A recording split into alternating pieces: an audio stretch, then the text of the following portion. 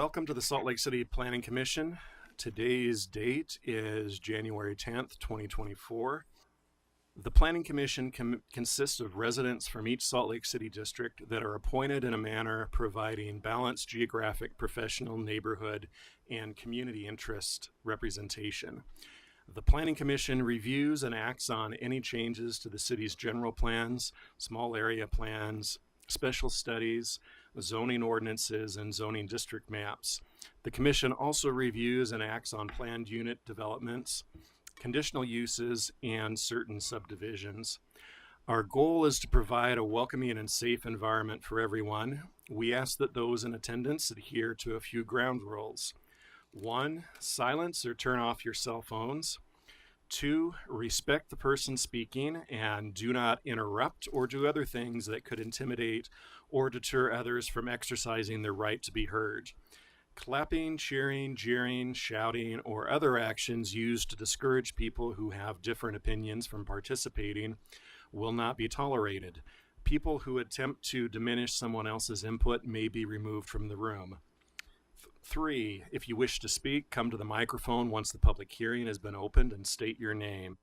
Members of the public will have 2 minutes to comment. Your time cannot be combined with someone else's time. Everyone will get the same amount of time to speak so that we can ensure everyone is treated equally. If you are representative of an officially registered recognized organization and the item you wish to speak on is within the boundaries of your organization, you will be given 5 minutes. If it is outside of your boundaries, you will be given 2 minutes. 4, if you have a handout that you want the commission to see, you will need to leave copies because they become part of the legal record. 5, when commenting, speak clearly, keep your comments on topic and brief. 6, questions asked during a public hearing will not be answered during the public hearing. Rather, the commission may ask the applicant or staff to answer the question after the public hearing is closed, or ask city staff to follow up with you at a later time. Okay, first off, we have the report of the chair. The chair wants to report that the chair failed to recognize 2 new planning commission members at our last meeting. And so we now have Brian Scott and Landon Kratzik on our planning commission, and welcome and thank you for your service. We will go to the report of the vice chair. Nothing to report. Thank you. Thank you. We will now have the report of the director. I don't have a lot to report. Just a heads up on a decision that the planning commission made at their last meeting in December has been appealed. So that was the denial of the design review for the project on 200 East. So that's making its way through the appeal process now, and we'll keep you posted on what the outcome of that is. And just as a reminder, the appeal hearing officer has 3 options. They can uphold the decision, they can remand the decision back to the planning commission if they find that there wasn't evidence in the record to support the decision, or they could potentially overturn the planning commission's decision. So and that's typical with all appeals. So we'll see what shakes out with that, and I think that's all I had to bring up. Oh, one other thing. We are working on, and I know you've seen some emails from Aubrey Clark, we are working on setting up a retreat where we can talk about some of the meeting functions and other things that people have indicated they'd like to discuss, and to see what kinds of ways there are to improve length of meetings and what's coming to the planning commission and all of those fun things. So hopefully we can do that sooner rather than later. That also reminds me that about an hour before the meeting, I was emailing with Aubrey, and we discovered that some of the dates for future planning commission meetings on the PDF in our Dropbox are incorrect. So staff is going to work on getting that straightened out tomorrow and let us know when that's corrected. We will go ahead and move into our 10-minute open forum. So if the Planning Commission members have anything that they'd like to bring up, now is the time.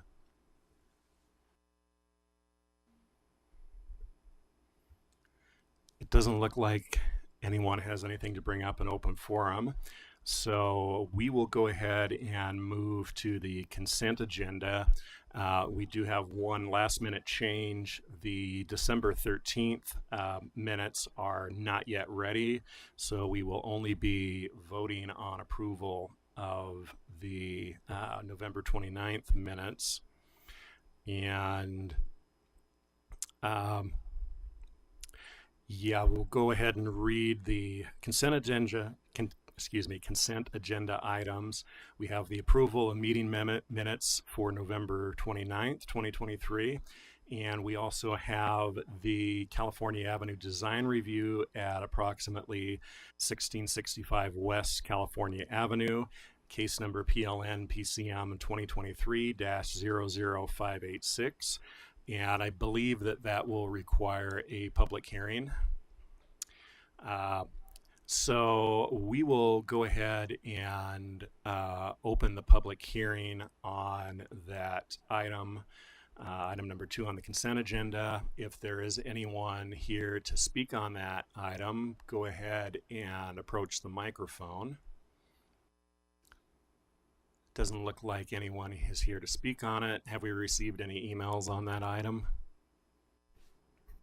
We have not. Okay.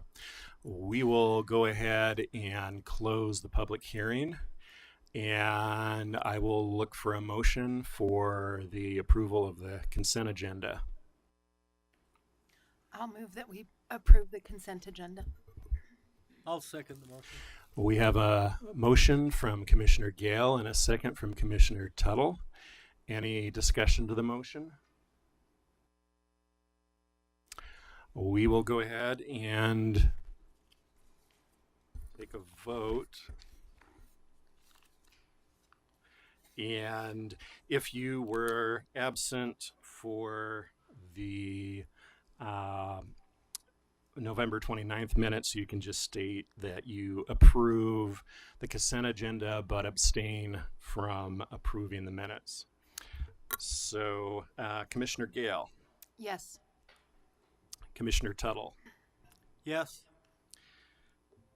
Commissioner Scott. Sorry, how did you word it again? I approved the consent agenda, but abstained from the from the minutes because I wasn't there. Commissioner Burrows. Yes. Commissioner Scheer. Yes. Commissioner Kratzik. I approved the consent. I was not here for the minutes. Commissioner Santos Rivera. Yes. And the chair also votes yes. That votes unanimous with 8 votes on the consent agenda and unanimous, well, aside from 2 abstentions on the minutes. So we will go ahead and move on to the regular agenda. We do have a request from a commissioner to move one of the items to the end of the meeting. So what's our process if we want to move, in this case, item number 3 to the end of the agenda? There's just someone needs to make a motion to Okay. amend the agenda, the order, and indicate what it is, and then go from there. I make a motion to change the order. I think you have to state what you would like Shoot. to change, which is moving number 3 to the end. I make a motion to. Sorry, somebody else do this. Move item number 3 to the end of the agenda. Okay. Do we have a second? I'll second. We have a motion from Commissioner Kratzik and a second from Commissioner Santos Rivera. Any discussion to the motion? We'll go ahead and take a vote. Commissioner Tuttle. Yes. Commissioner Burrows. Yes. Commissioner Kratzik. Yes. Commissioner Gale. Yes.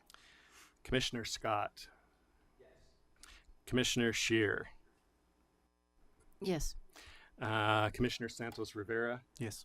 And the chair will also vote yes. That motion to reorder the agenda has been approved.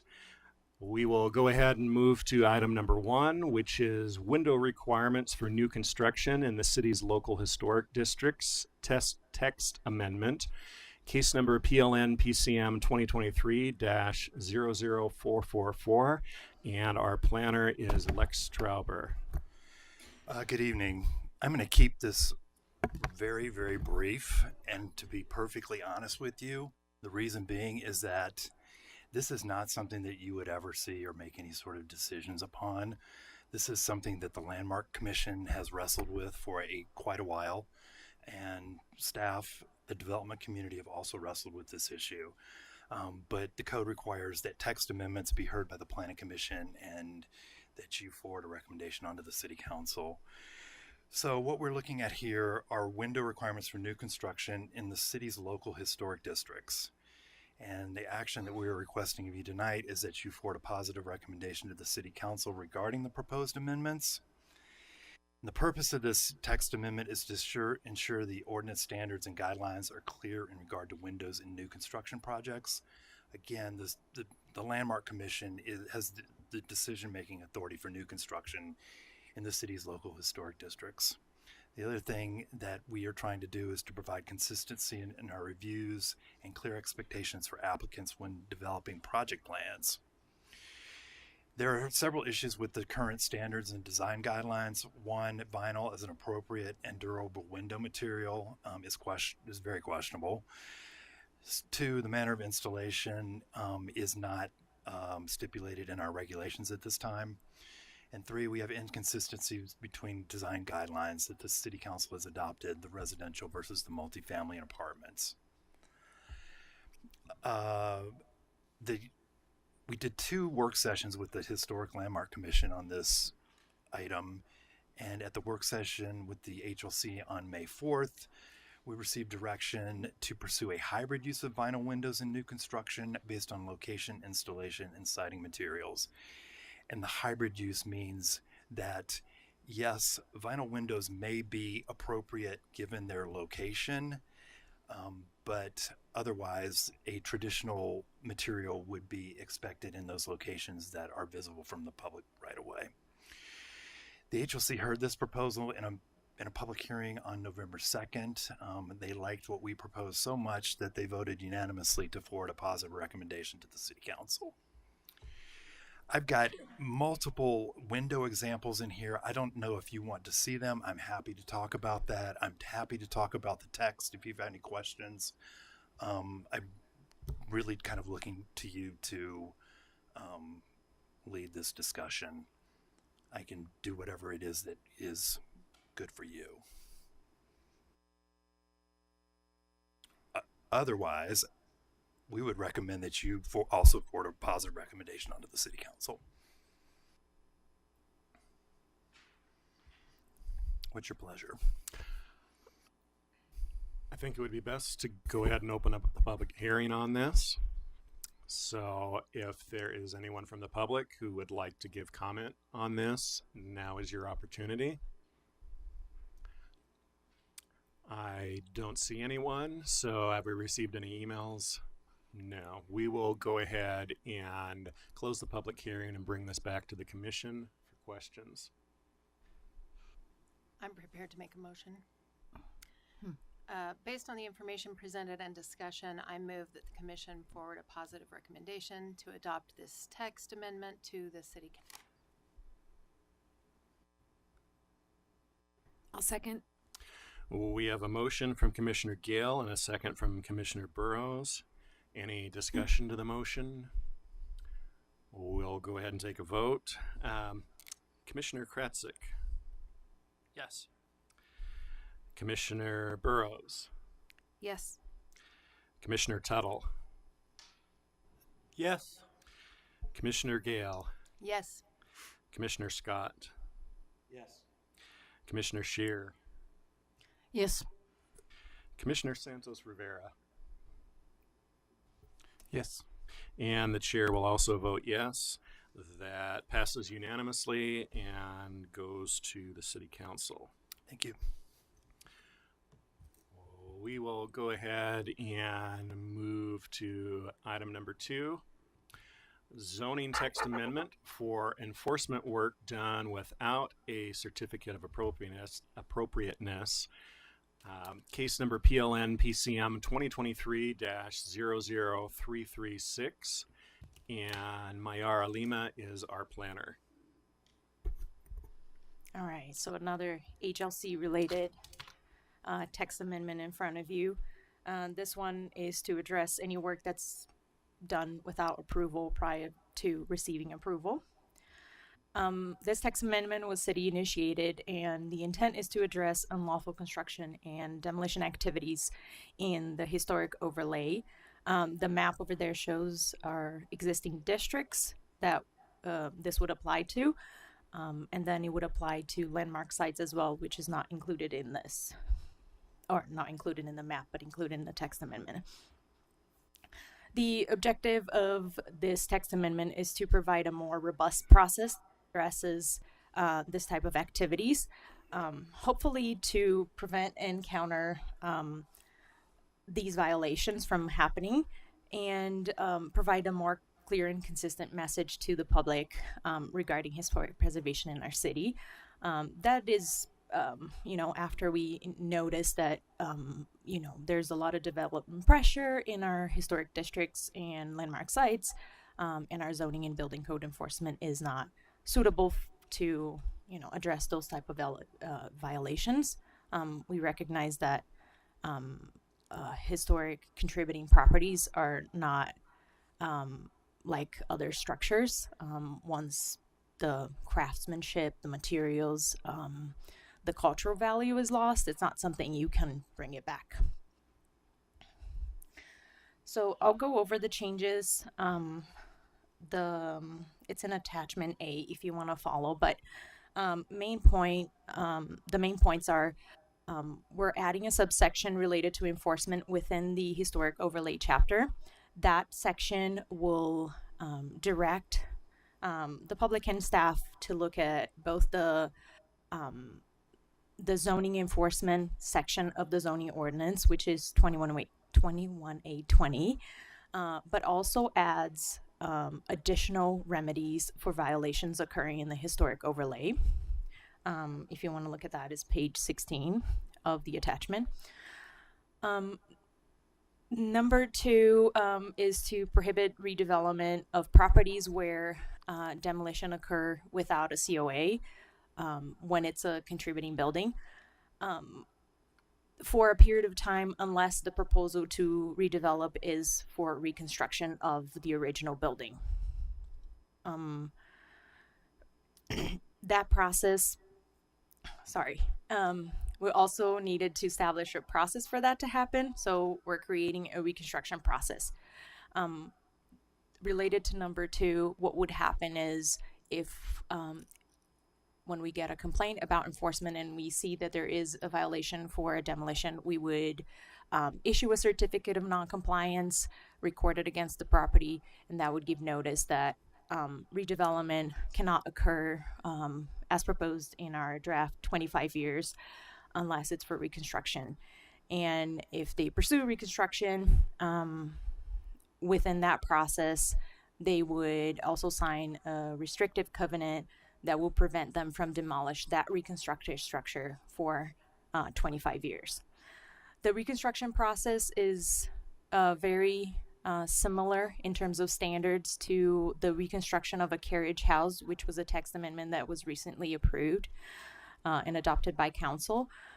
So we're combining those two. They follow similar standards and guidelines from the National Park Services. So we felt the need to combine the two. We're also adding a provision that would prohibit a request to change the status from contributing to non-contributing by staff if that change is due to a violation. So the only way that we could change the status from contributing to non-contributing would be through city council approving a survey update. So that adds a layer of a step that makes it more challenging to just call it a non-contributing building. We would also be adding a provision to the economic hardship section that will clarify that self-imposed conditions are not eligible for economic hardship. That's usually the case, but we're adding that to clarify. That would mean that if someone demolishes without a COA, then that's a self-imposed situation. We'll also be coordinating with other sections so we can make the reconstruction possible. That includes allowing a non-compliant structure or a non-conforming use to be restored. I'll go touch really briefly on the key considerations. We already talked about these in the briefings, but we have new members, so I'll just kind of touch a little bit on each of them. The first one is enforcement limitations that currently exist. Our tools of enforcement, like the stop work order, the fines, and the certificate of non-compliance, usually work in terms of fixing the violation. In the terms of a violation of a contributing building, it doesn't, because we don't know what the solution is once that building is lost. It's just when would we stop the fines, for example? We can't have the building back. So it puts the city in a complicated situation that we can't really resolve easily. We looked to other cities to see what they did in terms of demolition without permits or demolition without a COA. And what we found is a lot of the cities use tools that would restrict the future development, prevent the violator from obtaining a greater development potential afterwards. They added additional cost and potentially created an unfavorable outcome to prevent those actions. This example in the slide is from Boise, where they obtained approval for remodeling of the building and exceeded the scope of work and ended up demolishing the building, and their historic commission denied their demolition and required reconstruction. So we looked at other examples, Denver, Philadelphia, New Orleans, with similar requirements. The proposal is in line with city goals and policies. We looked at community preservation plan, Plan Salt Lake, and the neighborhood plans that have historic districts within them. And the proposal provides a wider range of preservation tools. It helps us with enforcement of our regulations and guides us in approvals. It ensures that our preservation regulations are enforced, and also is very much in line with the guiding principle of preservation within Plan Salt Lake and the neighborhood plans. During our briefings, we received several questions from both this commission and historic landmark commissions. I have them all, or the ones that I thought needed to be addressed in the staff report. I'm happy to address any of them if you want. And for the presentation, I just wanted to bring examples from Salt Lake City, which was a question from both commissions. The two examples are in historic districts. The first one is in the Avenues, the second one in Capitol Hill. The first one received approval for remodeling, and during an exploratory interior demolition, they remove a supporting column of the building, and it caused a lot of damage. If you go to Google Street View, you can see for at least for one of the views, the building is not recognizable. It's only that first floor. So we were able to reconstruct the building. And then the second one happened in 2021, if I'm correct. It was a demolition in the Capitol Hill without a permit. And we were lucky that this is a non-contributing building, and we would have approved it anyway. But there are risks with doing a demolition without a permit. There is a reason why we require a demolition permit to check gas lines, water lines. Everything has been cut off, and it's safe to demolish. In terms of public process, we have we started our notices in October. We held an open house online. We had the briefings with both HLC and Planning Commission in November, and now we're moving into the hearing portions. Last week we had a hearing with HLC, and tonight with you. And in terms of public comments, we received a letter from Sugar House Community Council that was included in the staff report. And then later, after the staff report was published, I received 2 public comments, and those were included in your Dropbox. We are recommending that you forward a positive recommendation to City Council, and HLC recommendation from last week was to forward a positive recommendation to City Council with 2 modifications. One would be to increase the 25-year to 50 years. So if a building is reconstructed, they wouldn't be able to demolish the building for 50 years, or if they decide to not pursue reconstruction, that the property would not be allowed redevelopment for 50 years. They also asked us to explore, or recommended to City Council to explore, a fee or some kind of charge for a property owner that decides to leave the property vacant. I'm happy to answer any questions.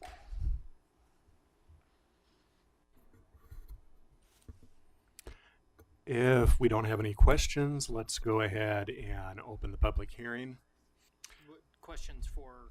For Sorry, I thought the public hearing happened first.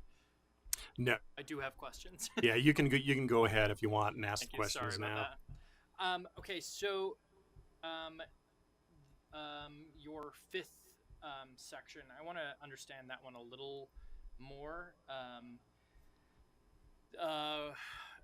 Where you're clarifying the eligibility of hardship. So if someone, my understanding of what it's saying is that if somebody has their house become dilapidated, then that structure, and they are financially unable to maintain it, then this process starts for them. Sorry, I guess just can you That's clarify that whole Yeah. bullet point for me? Um, Bullet point 5.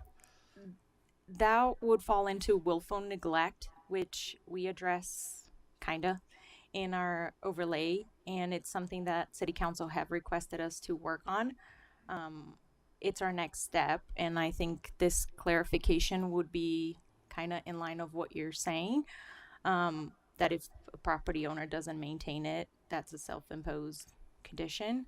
But in terms of this text amendment, what this is intended to clarify is that if someone modifies a building without a COA and then wants to claim that as causing a hardship in terms of them being able to obtain a reasonable income out of that property or a return from that property, then that wouldn't be an eligible claim. Does that make sense? Yeah. So, yeah, I think it does. Yeah, this one is only to address violation as far as we're dealing with right now, but the intent is to eventually address willful neglect as well. Okay. So the economic hardship section of this is not really in the discussion at this moment.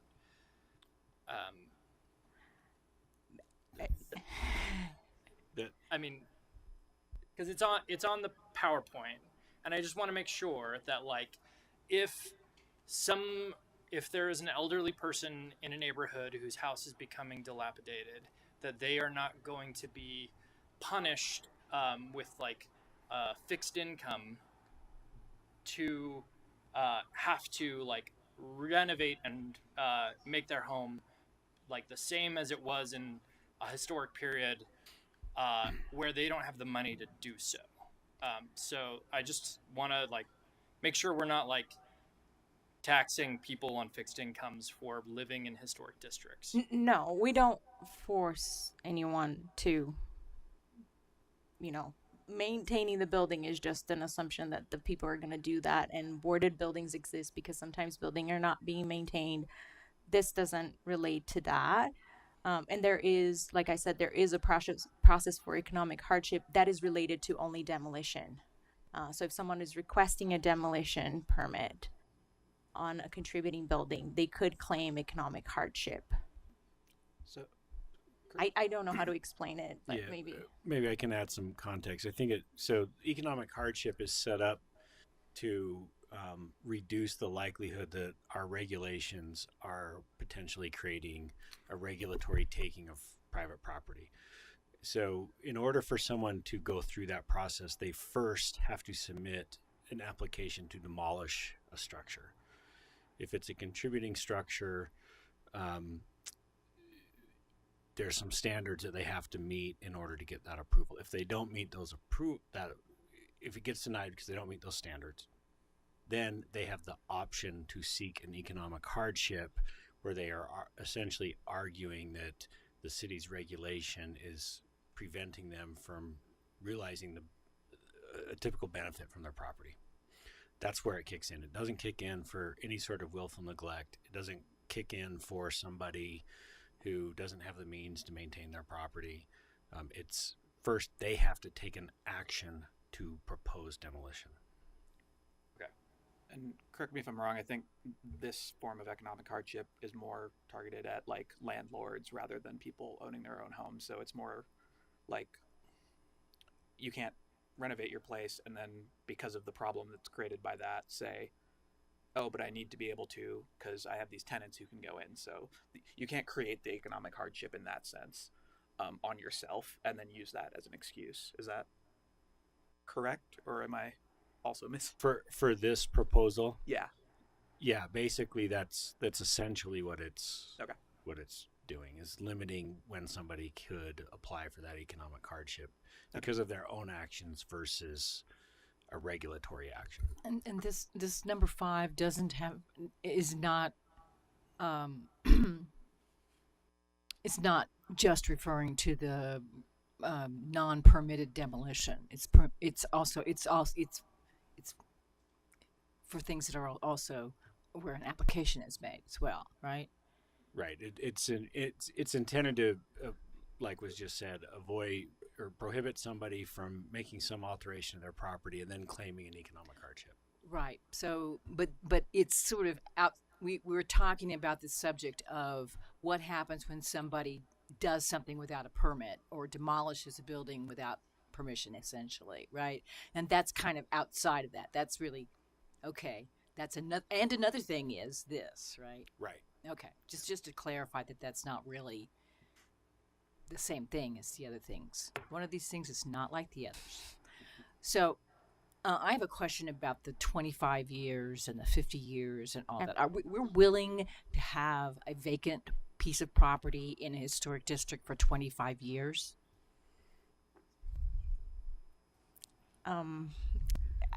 I think it's the balancing. Or even 50 years, you know? Right. I think it's the balancing of what was lost. How do we prevent that from happening? What tools do we have available? And I think that's a question for you guys as well. Like, is it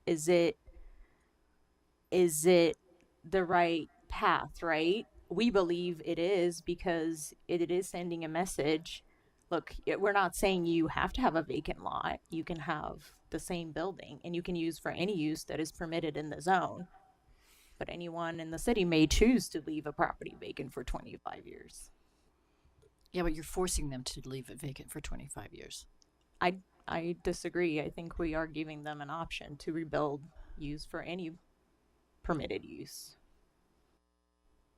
Right?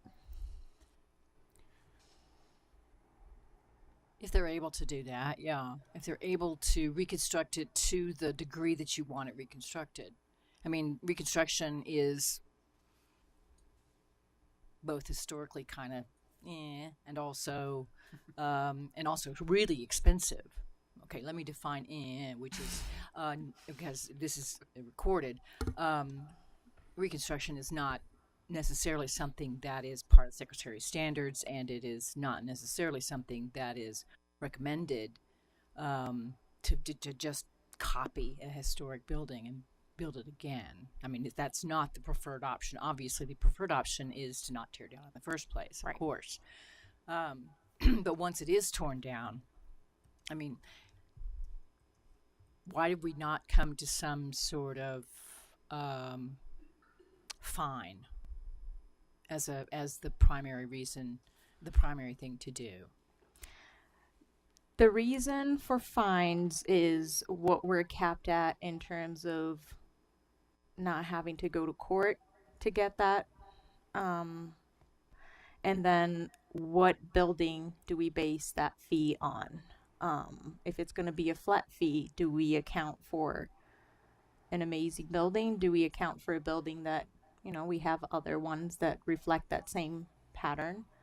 We don't know which one is going to be affected. Our research shows that, your like, question is that people who do this deliberately. Not they do it by mistake. Not necessarily, but regardless of how that got to be there, like in the example of the avenues, it was probably not intended to fall, right? But it is. Are we just going to say, okay, you didn't intend to do that? Okay, let's move on. This building is not contributing. You can build anything that the zoning allows, right? And what our research shows is not just the fine itself could be taken into as just the cost of doing business. So someone, depending on what they could build, they just account for that. And in the case of the Capitol Hill property, that property was a non-contributing structure. So this enforcement subsection deals with contributing structures. Right. So this person can, what happens to that property under this circumstance? This text amendment wouldn't change anything for them. They would just need to correct their violation, get the permits for whatever they need to do, and move on. But that's because we would have approved it. Okay, that's all. Thank you. Mayara, how many of these intentionally or intentionally have been demolished or are non-compliant with our process? Like, can you give me like a number of how many of these structures have fell through this? Or You mean in Salt Lake City? Mhm. I don't have a number. These are the two examples I could remember and put it in the. No, in our- and they're great examples, but I just wonder. I'm trying to understand the rationale from the Historic Landmark Commission in increasing to 50. Just like Commissioner Scheer, I just feel like it's kind of disproportionate. Because if we had the 250, if I remember correctly, when we met to discuss this, we had an initial fee of $50 or $100, and now it went up to $250. Is that correct? For the fines per day? I mean, For the Title 18 text Yes. amendment? Sorry, I have to pull that up. I don't remember. create stop work order violation fines $250 per day. This is a new fee. It's in italic. So I wonder if that's the one we had in $100 and then it went up to $250. Regardless, I just The first one there in the staff report, the 250. yeah.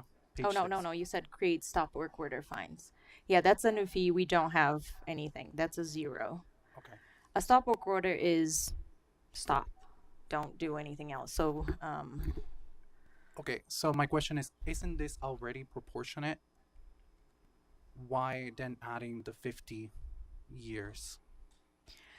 so I don't want to speak for the HLC. Maybe No, I just want to understand. I'll just try to explain their thought process when we had the meeting. It was in terms of development years. They thought that 25 wasn't enough. That someone could sit on a property easily for 25 years.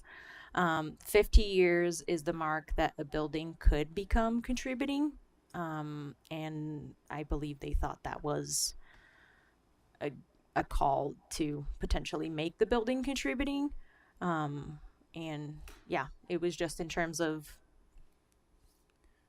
Yeah. what a developer could.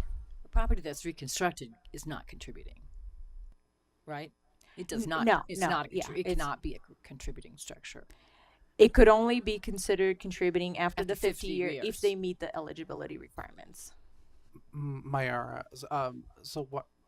Going back to like the process, you mentioned that you guys went through notices and hearings, and so right now it's coming to us. After this, gonna go to city council.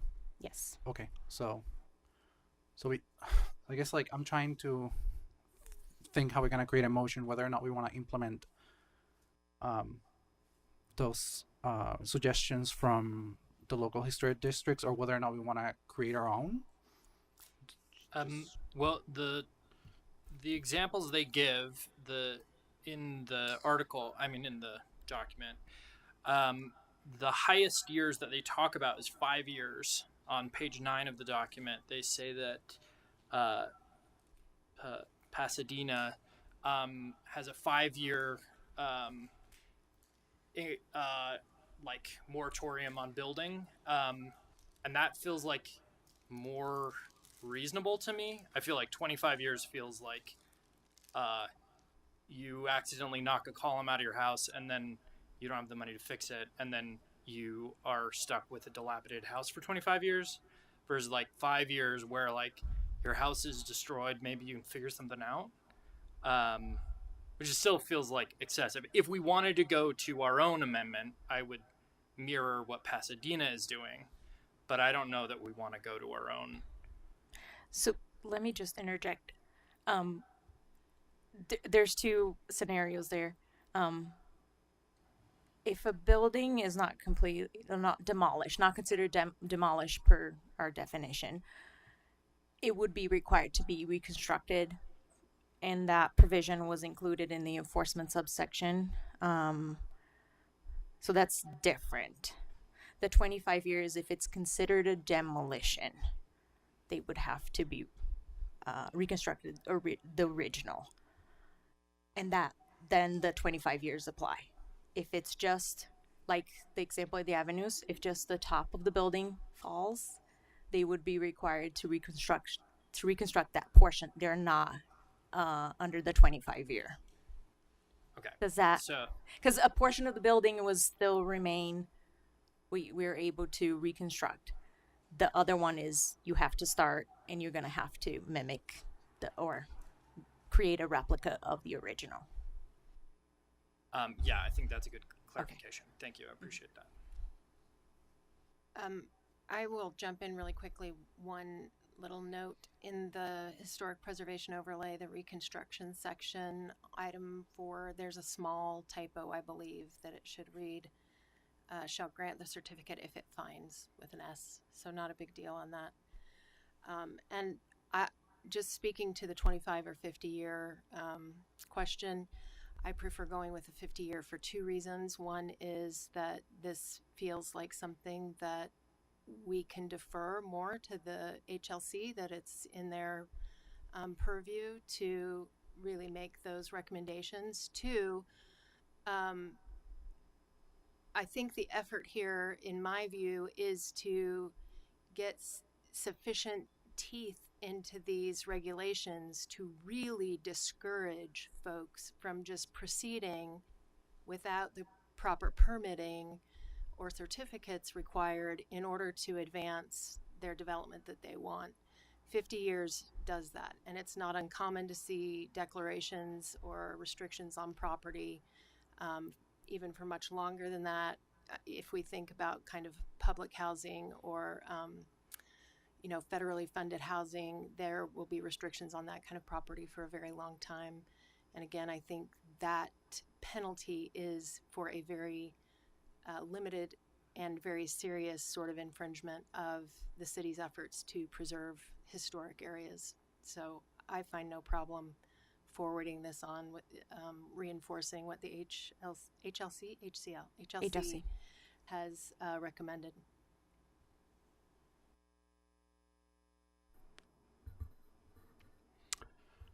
Let's go ahead and open the public hearing. We have one card from Cindy Cromer. Go ahead and approach the microphone and state your name for the record, and you'll have 2 minutes. My name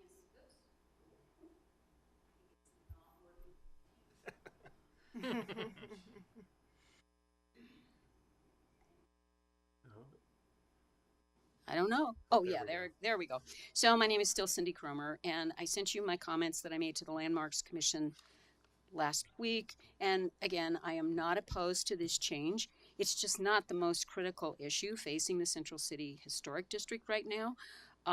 One of our, and I'm asking you to initiate some other changes because the Landmarks Commission doesn't have the authority to do that. You have the authority to initiate a land use petition, and the Landmarks Commission does not and never has.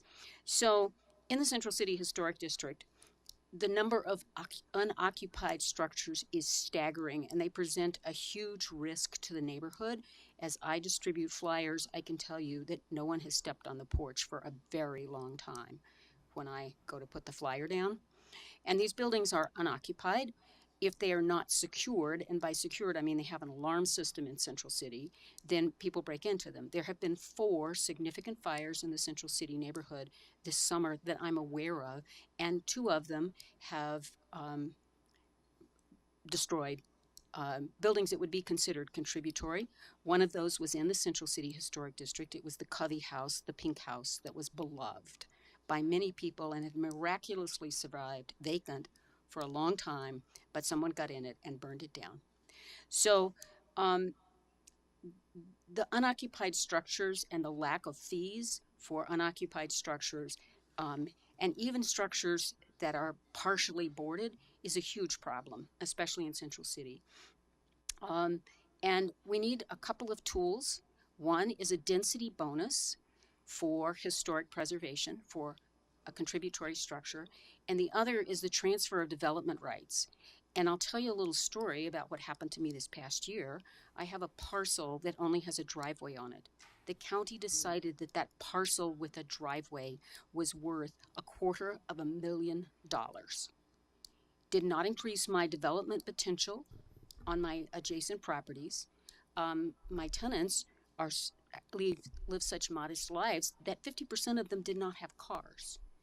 So that's 2 minutes. This tax issue is a big burden. Thanks. Thanks. Is there anyone else who would like to give public comment on this item?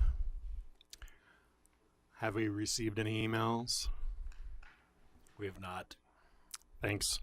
We will go ahead and close the public comment and bring it back to the commission for further questions and a motion.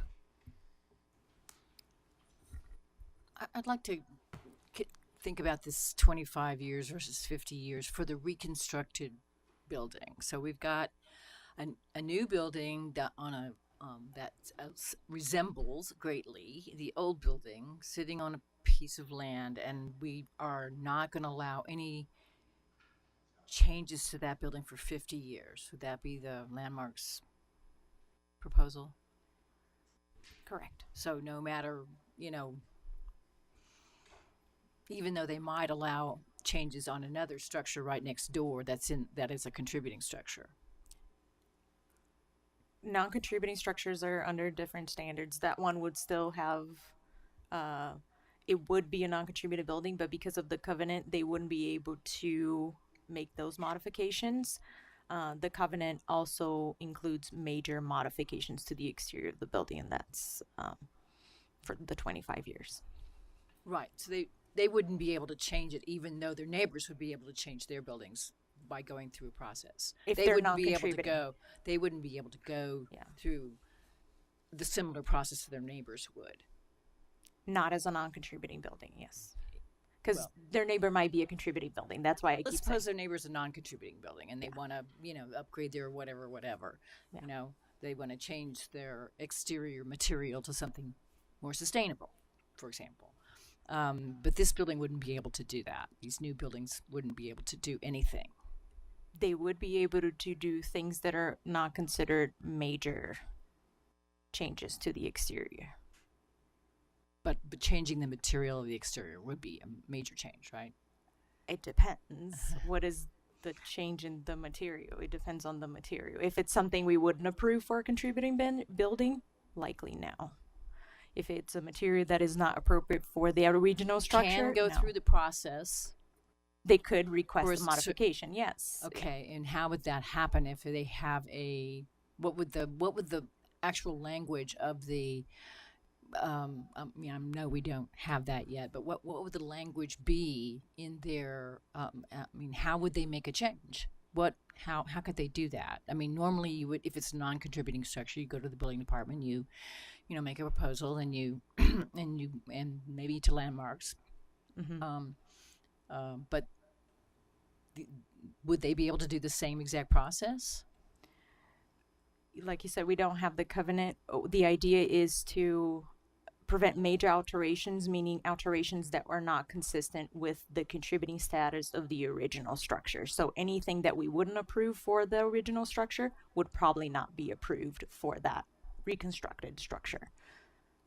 So a second story, changing the roof line, a new front porch, things of that sort.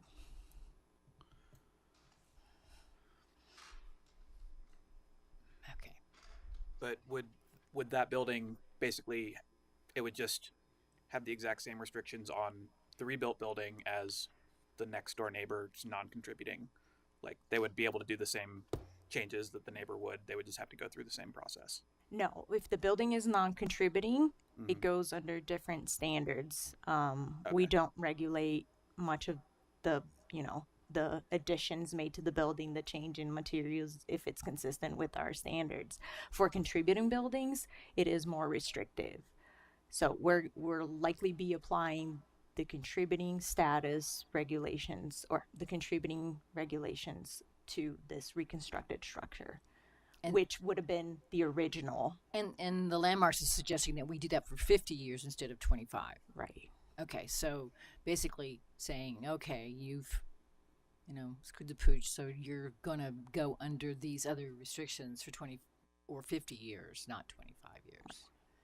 And that goes back to in a similar fashion to not being able to request a change of status based on a violation. So I just have like a very conflicting. I understand the purpose of this is important, but without any evidence of without any data of like how many of these structures, like what really is, the case for Salt Lake City. I just cannot see that to be, because I understand the deterrent aspect of it. Like, yes, 50, that's definitely a deterrent, 50 years. But my concern is that, our city is just growing tremendously, and like we're like in a very crucial moment in the next, 25 years, just looking at 25 years.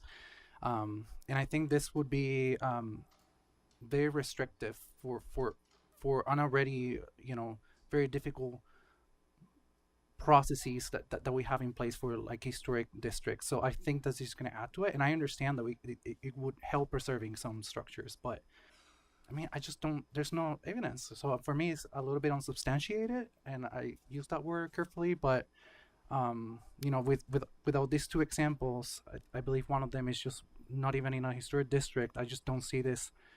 I don't know. I think that's where I am at. I feel like 25 years, which was the original thought that we had back in November, makes sense. I understand why the historic landmark, would be very interested in expanding that. But I think that there's other compliance mechanisms that we have in place to prevent that. For instance, the different fees that you have listed in the staff report, and I think that's enough. So I'm a little bit curious what would come out of this, but I think that it's a little bit disproportionate, and I'm just thinking about regular homeowners, who happen to live in historic districts, and what all these marginal things could happen with their constructions, and I just feel like this might be a bit too much. But that's just like where I am at. I'm not even sure how can I create a motion with like, I guess I could do like an alternative motion and just use that language. Just leave it. But that's where I am at, right? Because the current proposal is the 25 years. The It's 50 25 years would years. be a recommendation from the landmarks, but the current text is 25 years. and then the other aspect of it was the year, and then the other one was Can you? Do you mean the other recommendation Yes. by the? Oh, the recommendation from HLC. Yes. Is that what you're talking? Because they didn't like the idea of having a property vacant for 50 years, they asked council to explore a fee similar to boarded buildings that would apply when someone leaves a property vacant in the scenario. Let me see. Okay. I think I said my piece, and that's where I am at. I just wanted to like put out there for the record. I'm ready to make a motion. Based on the information presented and discussion, I move that the commission forward a recommendation to adopt this zoning text amendment to the city council. Second.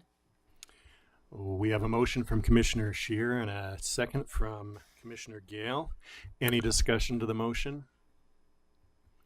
We'll go. I'd like to make a substitute motion that considers that in section 21A 34.020.N13, instead of 25 years, it's 50 years.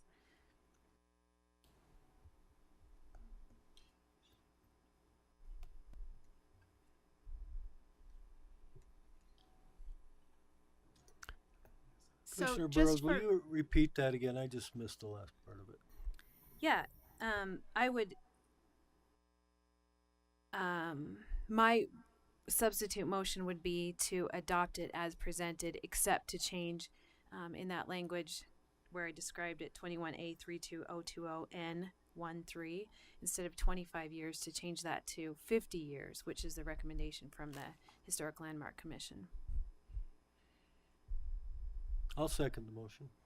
Okay. We have an alternate motion from Commissioner Burrows and a second from Commissioner Tuttle. We will go ahead and vote on that motion. Commissioner Kratzik, No. Commissioner Burrows, Yes. Commissioner Tuttle, Yes. Commissioner Shear, No. Commissioner Scott, No. Commissioner Gale, Yes. Commissioner Santos Rivera, No. and the chair will also vote no. That alternate motion fails with 3 yeas and 5 nays. Can for some discussion on that, can I clarify that I did that so everyone would have the chance to vote for 50? That was the only way for you to have a chance to do Appreciate that. So Thank you. I believe that returns us back to the original motion, which, if there's no further discussion on it, we will go ahead and take a vote. And Commissioner Gale, Yes. Commissioner Tuttle, Yes. Commissioner Scott, Yes. Commissioner Burrows, yes. Commissioner Shear, Yes. Commissioner Kratzik, No. Commissioner Santos Rivera. Yes. And the chair will also vote yes. That passes 7-1 and moves on to the city council. Thank you. As we have moved item number 3 to the end of the agenda, we will go ahead and move on to item number 4, which is standards for attached structures, garages, entrance landings, and building foundations text amendment, case number PLN PCM 2023-00952, and Grant Amen is our planner.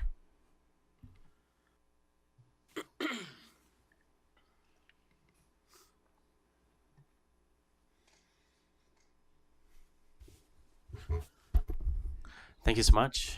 Good evening, Commissioners. My name is Grant Amen, and I will be representing the attached garages zoning text amendment. Make sure I'm close enough here. All right.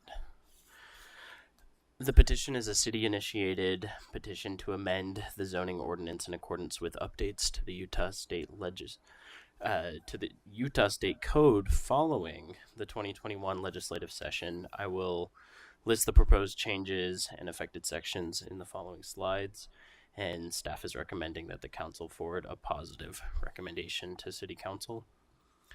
Just as background, in 2021, the Utah State Legislature passed HB 1003, which became Utah Code Section 10-9A-531, which prohibited jurisdictions from requiring certain building design elements for single and two-family dwellings. These updates had a few exceptions, including houses located within designated historic districts, and therefore there are no proposed changes to historic district regulation. The design elements in question mostly included building colors, exterior glass, roof materials and colors, and garage requirements, such as garage door location. This proposed amendment is specifically focused on three main goals. The first is removing building design standards that conflict with state legislation that I've sort of talked about. The next is removing building code related standards. There's some standards that kind of make more sense as building code and less sense as zoning code. And then the third goal is revisiting provisions for attached garages, just cleaning up that language a little bit. These are the impacted chapters. The impacted zones and chapters are listed here. All three FR and R1 zones, SR, R2, and the YCI overlay. Additionally, several general provisions and definitions were slightly updated in accordance with the three goals I mentioned earlier. Just more specifically, the text amendment focuses on removing language from the code in order to bring into compliance, to condense, and to clarify. As mentioned earlier, any required design standards or designed elements in the state ordinance were removed from individual sections in our code. This includes garage door placement and maximum height in the YCI overlay district. Also removed are building code related standards, such as standards related to site entry, foundation, and these sections of code are considered outside of the enforceable zoning purview and are therefore redundant to building code. In addition, several small words and lines were proposed to aid the clarification of existing code and current interpretation and enforcement of current code. Examples of these additions include clarification on appropriate attached garage dimensions, and the ability to build accessory structures in foothill districts. Also added was a clarification on the permitted location of a detached accessory structure in the rear yard, which includes a new drawing to aid in that clarification visually. So after reviewing the proposal based on analysis in the staff report, including analysis indicating compliance with citywide plans and minimal impact on the city, staff recommends that the Planning Commission forward a positive recommendation to the City Council. And with that, thank you. This concludes my presentation, and I am happy to take questions at this time. Thank you. Any questions before we open the public hearing? Let's go ahead and open the public hearing. If there's anyone who would like to speak on this item, go ahead and approach the microphone. Not seeing anyone in the audience. Have we received any emails on this? We have not. Thanks. We will close the public hearing and bring it back to the commission for discussion and a motion. I'm prepared to make a motion. Based on the information presented and discussed, I move that the commission recommend that the City Council approve this zoning text amendment proposal. A second. We have a motion from Commissioner Gale and a second from Commissioner Kratzik. Any discussion to the motion?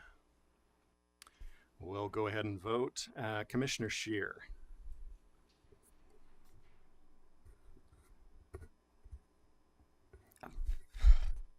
I'm going to pass. Go. I'll come back to you.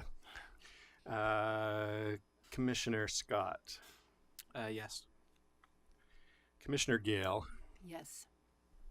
Commissioner Tuttle. Yes. Commissioner Burrows. Yes. Commissioner Kratzik. Yes. Commissioner Scheer. Yes. Commissioner Santos Rivera. Yes. And the chair also votes yes. That passes unanimously and moves on. Thank you, Commissioners.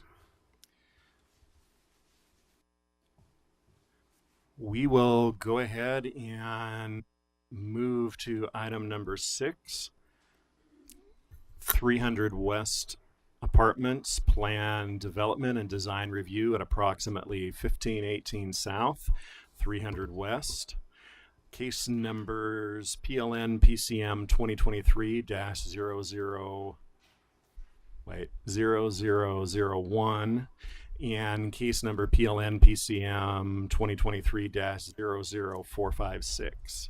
And Michael McNamee is our planner. Hi.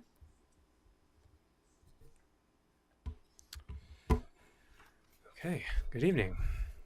This is a plan development and design review request for a proposed mixed-use multifamily development at approximately 1518 South 300 West. There are 4 total modifications being requested by the applicant. Through the design review process, the applicant is seeking building height of 86 feet 5 inches.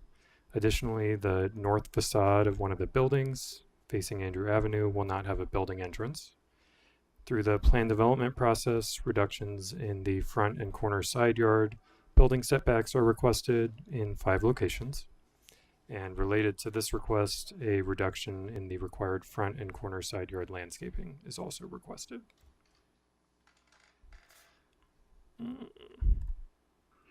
There we go.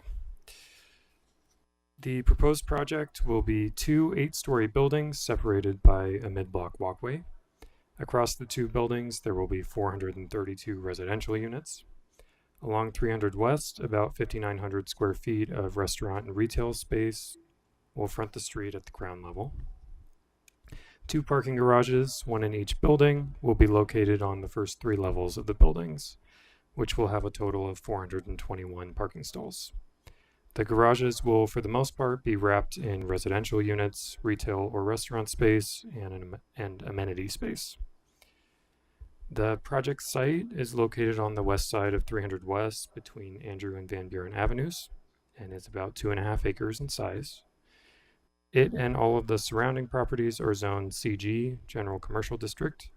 The site is located in the Central Community Plan area as well as within the Ballpark Station Area Plan. The project will have frontage on 300 West, Andrew Avenue, and Van Buren Avenue. It is split into 2 buildings, Building A to the east and Building B to the west. A sidewalk will be installed on the Van Buren frontage as well as the Andrew Avenue frontage, Building A. Street trees will be installed on the Van Buren and 300 West frontages, with street lining trees on private property along the Andrew Avenue frontage of Building B. Residential units are located on the first level of Building A, with entrances that open up onto Andrew and Van Buren. The City Council recently approved an alley vacation for 2 public alleys that are underneath this property. In exchange, the applicant will grant 2 public access easements. The first is for a mid-block walkway, which will connect Andrew and Van Buren, helping to improve overall connectivity in the neighborhood, especially because Van Buren is a dead-end street. Residential units line the mid-block walkway along the frontages of both buildings and have entrances that open directly onto the walkway. The applicant will also be providing public drive access between Andrew and Van Buren via an easement through the first level of the parking garage in Building B. The site is currently occupied by an auto body shop, used car dealership, screen printing and heating and air conditioning businesses, and outdoor storage. There is also a vacant house on the corner of 300 West and Van Buren. All these existing structures would be raised prior to construction of the proposed project.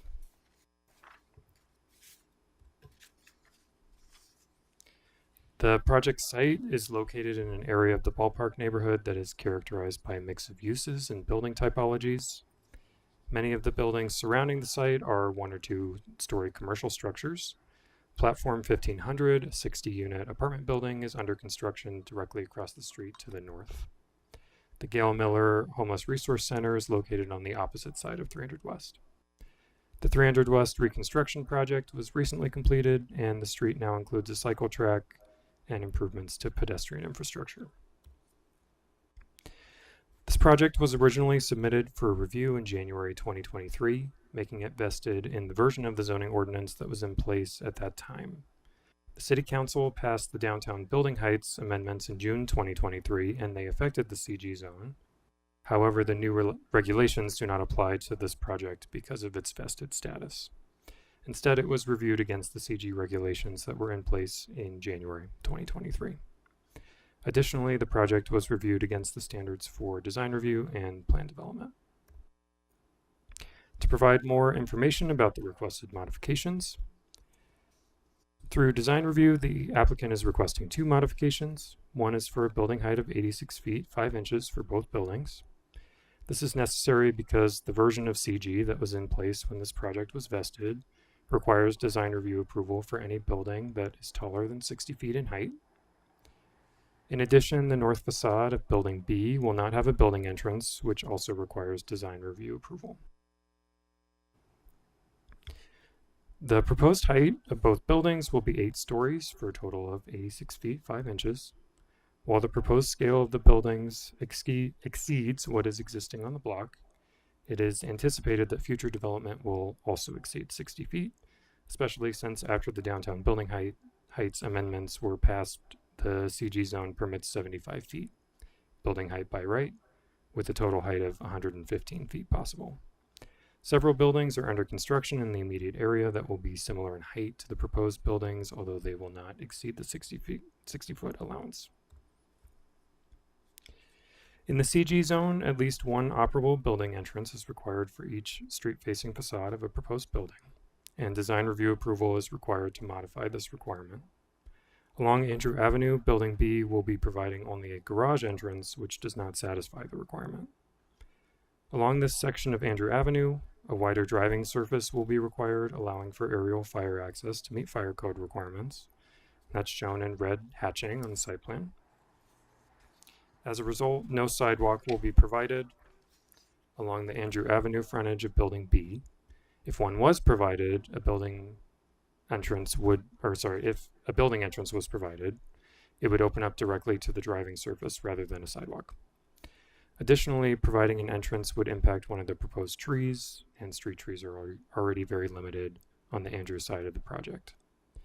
There is an entrance to the building lobby on the north side of Building B, located facing the mid-block walkway, but close to the corner of the building, and it should be visible to pedestrians who are using Andrew. Through the plan development process, 2 modifications are requested as well.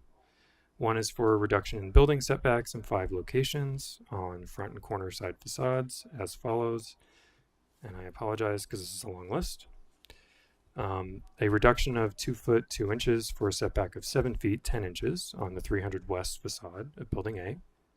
A reduction of 3 feet 11 inches for a setback of 6 feet 1 inch on the Andrew Avenue facade of Building A. A reduction of 7 feet 8 inches for a setback of 2 feet 4 inches on the Van Buren Avenue facade of Building A. And on Building B, a reduction of 1 foot 6 inches for a setback of 8 foot 6 inches on the Andrew Avenue facade, and a reduction of 8 foot 1 inch for a setback of 1 foot 11 inches on the Van Buren Avenue facade. The second request is for a reduction in required landscaping in front and corner side yards for a total of about 3,599 square feet of landscaping reduction. The CG zone requires a 10-foot building setback for front and corner side yards and a 10-foot landscape yard for front and corner side yards as well. The applicant is asking for a reduction in the front and corner side yards for 3 sides of Building A, facing 300 West, Andrew Avenue, and Van Buren Avenue. 2 sides of Building B would also require plan development approval for reduced setbacks.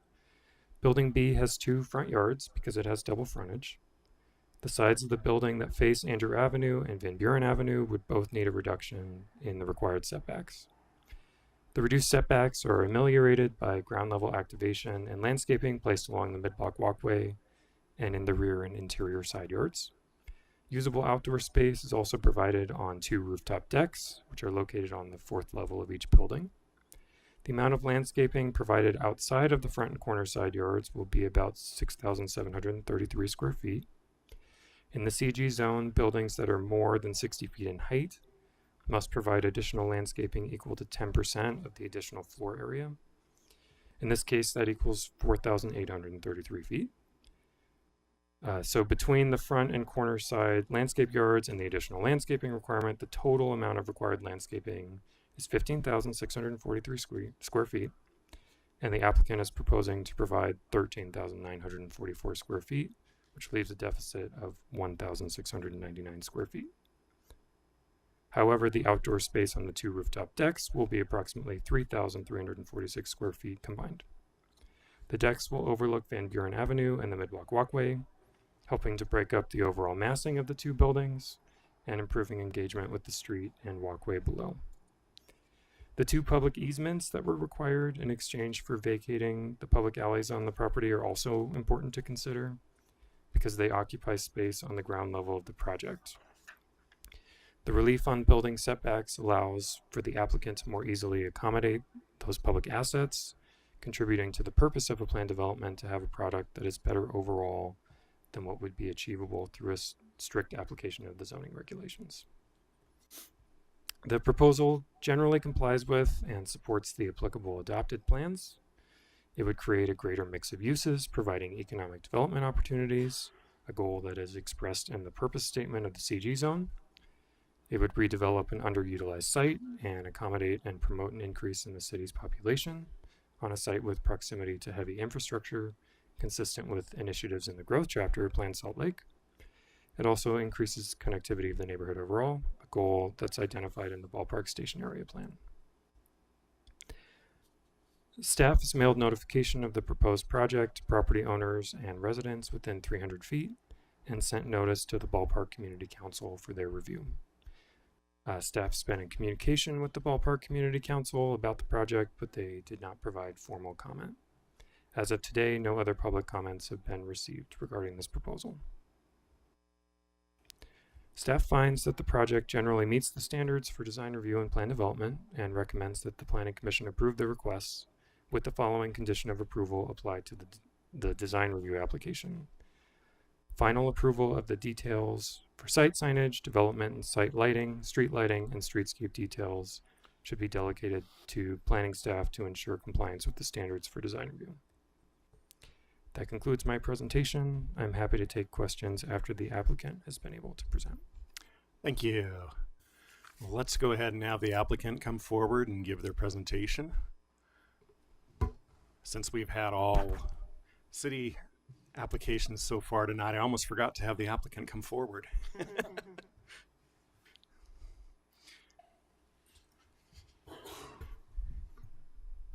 And remember to state your names for the record. Riley Rogers. And I am Jared Hall. I'm the architect on the project, and Riley is representing the property owner.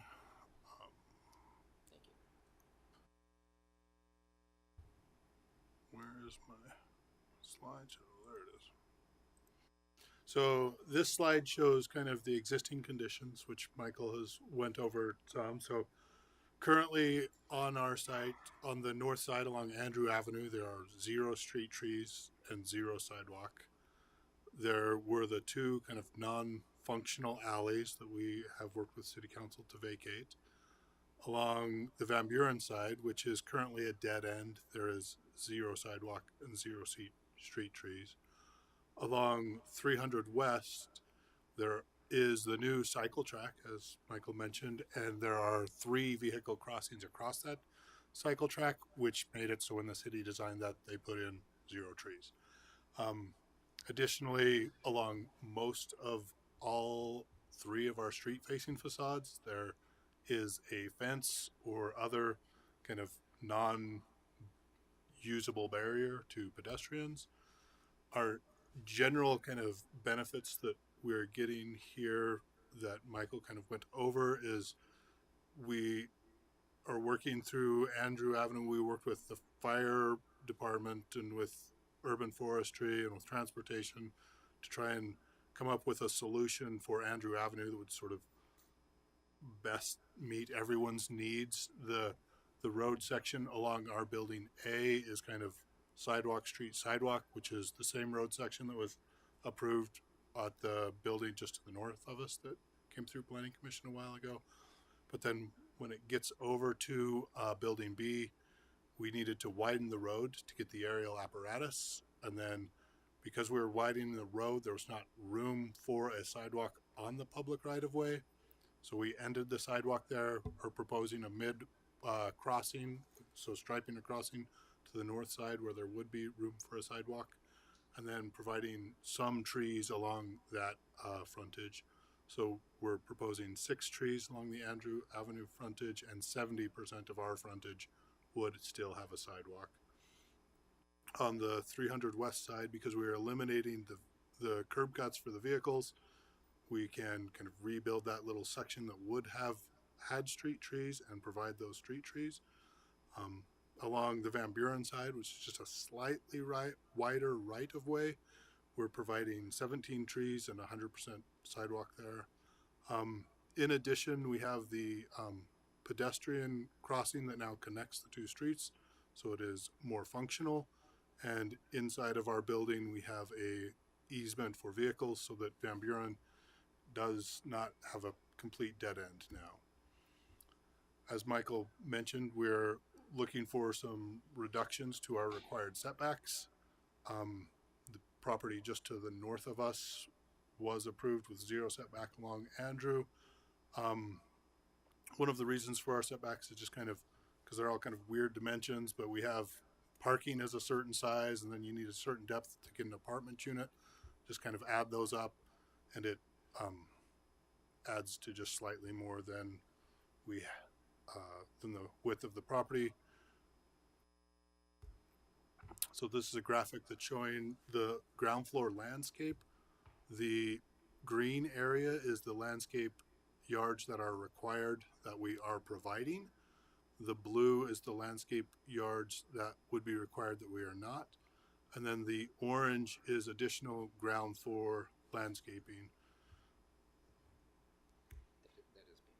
Yeah, that is being provided. And then here's our area of our upper roof deck areas, which I know it doesn't apply to us, but in the new version of the CG zone, these areas count towards the area needed for additional building height.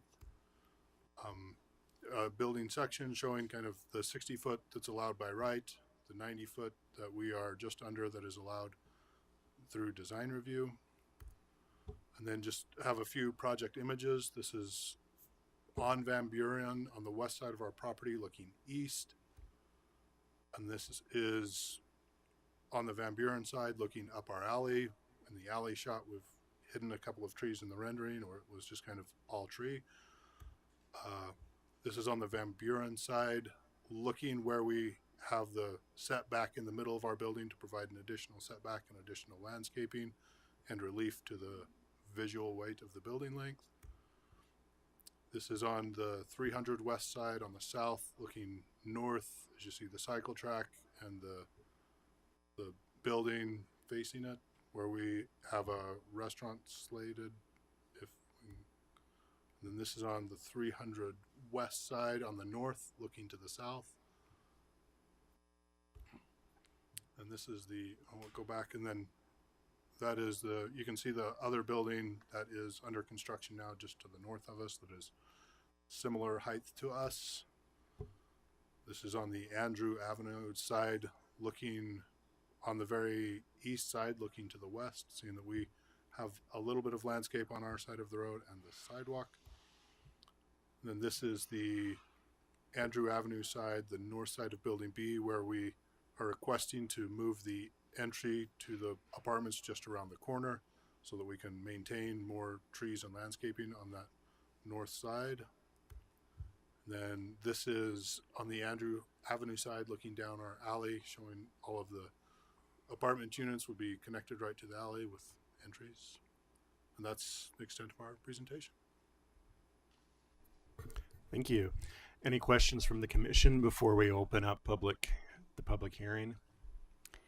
I have a question about the mid-block walkway. I remember when we talked about it in August, it was initially kind of slated to be over on the end of the property, and we made the suggestion that it be between the buildings. So I'm glad to see it between the buildings. Is it 10 feet wide like they normally are, like we're used to seeing mid-block walkways? Does it meet all of those normal? So I believe the space between the buildings is 20 feet 6 inches. Okay. Are you asking about the walkway? Yeah, the itself? sideway walk will be. That I actually don't know off the top of my head. If you The width of the concrete. How wide is that sidewalk in the mid-block walkway, pedestrian walkway? We were thinking like 8 feet to leave room for landscape. And it's Yeah. it's not really straight. And is it 8 stories tall on either side of that walkway? So on one side it's 8 stories for the entire length. On the other side it's kind of the U shape of the apartment. So both ends would be 8 stories, but then the middle is 3 stories. Okay. The middle's like 4 stories? 3. 3? Okay. Which we purposely did it that way. And on that note, this is for staff, so lighting, signage, and other elements will be up to staff to determine. But I just wanted to like get a general idea when this come back to you guys to make those recommendations. What type of lighting goes into like a walkway? I don't know if I am equipped to answer that no. question right now, but generally we put that condition on there just because those are details that aren't finalized at this stage. I just wonder like what would that look like? I don't know if Nick, can you help us out? Yeah, so usually when it's a mid-block walkway, we're making sure that the lighting in a situation like this particularly is sufficient to create a safe condition, but also directed in a way that doesn't impact the ability of people who may be living in the adjacent residential dwellings from sleeping and things like that. That helps. And will that be the same scenario for the easement that you guys have for the drive path, or would that also be up to us, well, I guess to staff, to determine that type of lighting for that easement, or will that be up to the developer? For internal to the yes, to driveway the through easement that they parking have. garage? Yeah. I guess that's probably up to the applicant. I don't know that we normally look at that. I do believe that the council did ask that there'd be appropriate signage to make it clear that that was a public way, or that there's a public easement through there so people could traverse it. It did specifically request that. We will be doing that. Okay, Is that's lovely. Is it open at all hours? Sorry.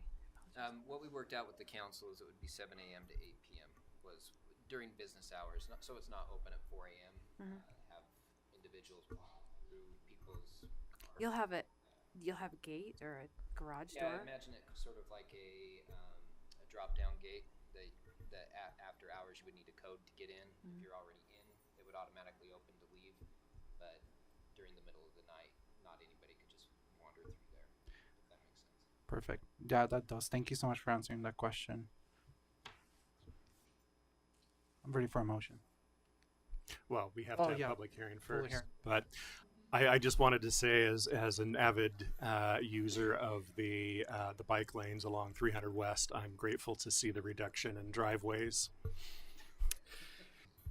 Let's go ahead and open up the public hearing. We have one card. Cindy Cromer, would you like to approach the microphone? State your name for the record, and you'll have 2 minutes. My name is Cindy Cromer, and I don't have any prepared remarks. I just had a light bulb moment that an issue I intended to work on this year could be applied here. So I have talked with Orion Goff about the urgent need to increase pedestrian, bicycle, and driver safety around construction sites. We have so many of them in the city, and it is extremely dangerous for all 3 of those user groups. And I think, and he's working on it, but I think that here, because of the reduction in setbacks, the potential for conflict between those 3 user groups will be even greater, because the building effort, the construction process will be pushed further out. And I think you could ask, as part of the plan development process, for enhanced pedestrian, bicycle, and driver safety. And Orion's already working on it. Thank you. Thank you. Is there anyone else who would like to give comment? Not seeing anyone here. Let's go ahead and check if we've got any emails. We'll go ahead and close the public comment and bring it back to the commission for discussion and a motion. I'm really happy to see the mid-block walkway put into this project, as we sort of indicated back when we were talking about the vacating the alleyways. Thank you. Senior moment. So I would like to make a motion. Let's see. And this is actually going to be two motions. Yes, I would like to make two motions. I'll make one motion and then I'll make another motion. Based on the information, this is the design review motion 2002 PLN PCM 2023-00001. Well, how about that? Based on the information presented in the discussion, I move that the Commission approve this design review application as recommended by staff with the condition listed in the staff report. I'll second. We have a motion from Commissioner Scheer and a second from Commissioner Gale. Any discussion to the motion? Let's go ahead and vote. Commissioner Kratzik. Yes. Commissioner Burrows. Yes. Commissioner Tuttle. Yes. Commissioner Gale. Yes. Commissioner Scott. Yes. Commissioner Scheer. Yes. Commissioner Santos Rivera. Yes. And the chair also votes yes. That motion passes unanimously. Thank you, and I will make another motion, PLN PCM 2023-00456 Plan Development. Based on the information presented and discussion, I move that the Commission approve this plan development application as recommended by staff. I second. We have a motion from Commissioner Scheer and a second from Commissioner Santos Rivera. Any discussion to the motion? We'll take a vote. Commissioner Scheer. Yes. Commissioner Scott. Yes. Commissioner Gale. No. Commissioner Tuttle. Yes. Commissioner Burrows. Yes. Commissioner Kratzik. Yes. Commissioner Santos Rivera. Yes.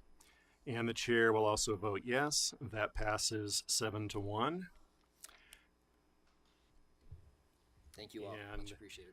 let's go ahead and take a 5-minute break. So we will come back at 7:09.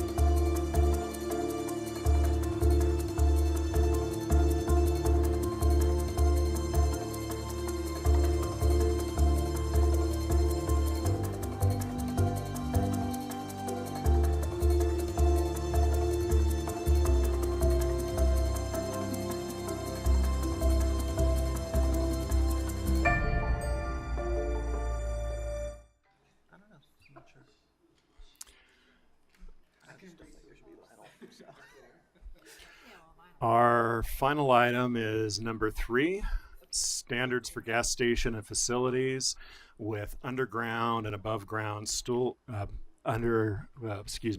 and above ground fuel storage tanks. Text amendment, case number PLN PCM 2023-00260.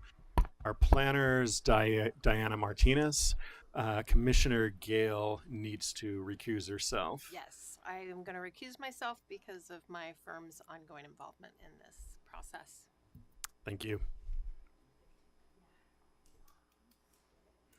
So she could leave. You good? Okay. You saved the best for last tonight.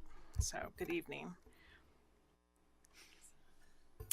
The request tonight is a citywide amendment. This is for establishing standards for gas stations and facility uses with underground and above ground fuel storage tanks.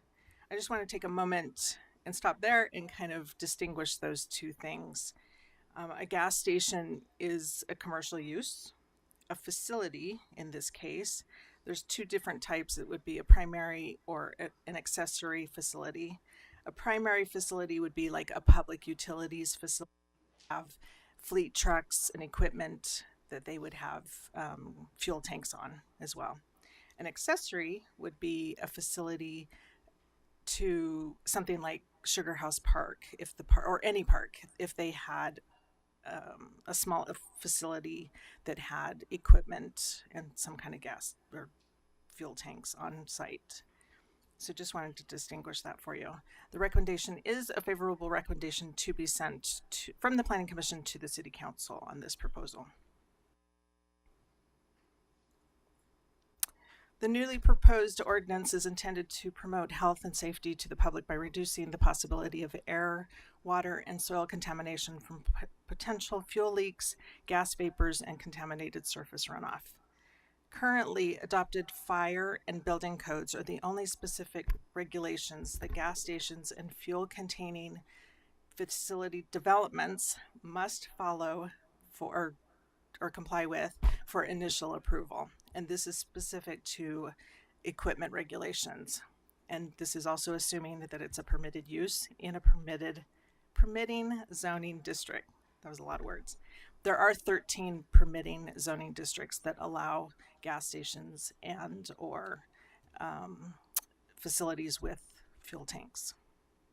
At later stages in development, the Utah State Department of Response and Remediation would also have specific requirements for installing fuel tanks and equipment that must be complied with.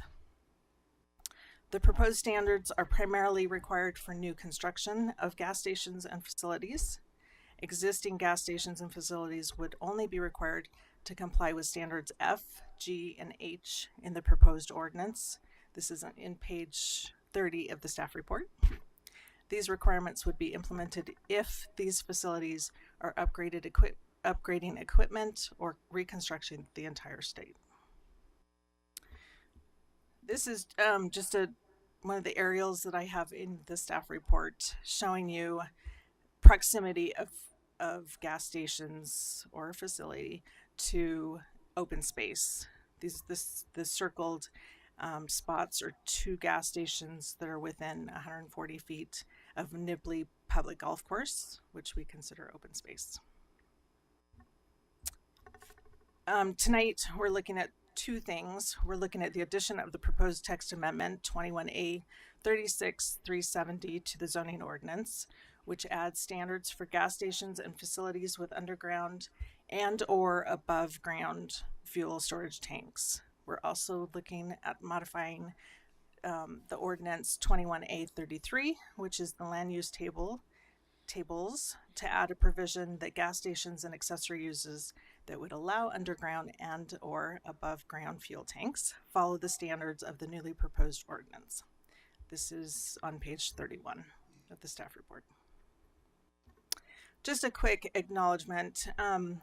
Planning staff collaborated on the writing of this proposal with Salt Lake City Fire, Salt Lake Public Utilities Department, and the Utah State Department of response and remediation, the director and the manager. So we want to give a big thanks to all three of those departments. Also, the creation of the interactive gas station uses in proximity to water bodies and green spaces map to our staff, Brian Maya and Madison Bludgett. Finally, planning staff believes the proposal meets the considerations for amending the ordinance and is compatible with the policies and incentives of the Salt Lake City Open Space Plan and Plan Salt Lake. And again, based on the staff report and the standards for zoning text amendments, the planning staff recommends that the Planning Commission forward a positive recommendation to the City Council regarding this proposal. Thank you. Any questions from the commissioners before we open the public hearing? I've got a question. Does this apply only to gasoline, or does it include propane and other forms of fuel? So at this time we had not looked at propane because propane is contained differently. So this would be fuel. It would be gasoline and fuel. So diesel and then regular and unleaded fuels.